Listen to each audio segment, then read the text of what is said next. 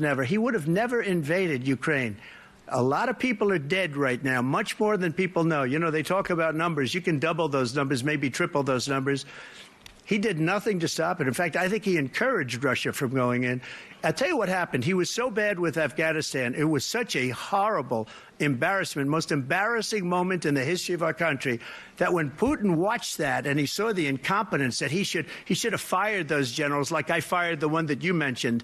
And so he's got no love lost. But he should have fired those generals. No general got fired for the most embarrassing moment in the history of our country, Afghanistan, where we left billions of dollars of equipment behind. We lost 13 beautiful soldiers, and 38 soldiers were obliterated. And by the way, we left people behind, too. We left American citizens behind.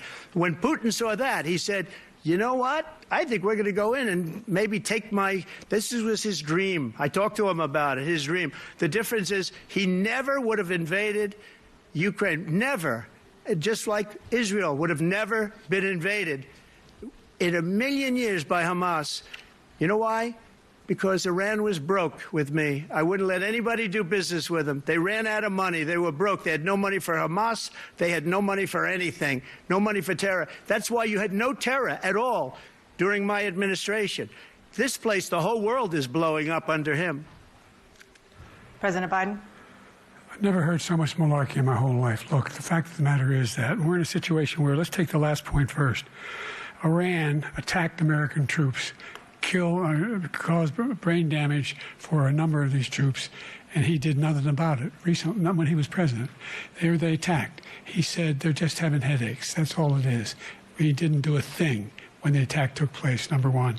Number two, we got over 100,000 Americans and others out of Afghanistan during that airlift. Number three, we found ourselves in a situation where, if you take a look at what Trump did in Ukraine, this guy told Trump, do whatever you want, and do whatever you want. And that's exactly what Trump did to Putin, encourage him, do whatever you want. And he went in. And listen to what he said when he went in. He was going to take Kyiv in 5 days, remember? Because it's part of the old Soviet Union. That's what he wanted to reestablish, Kyiv. And he, in fact, didn't do it at all. He wasn't able to get it done. And they've lost thousands and thousands of troops, 500,000 troops.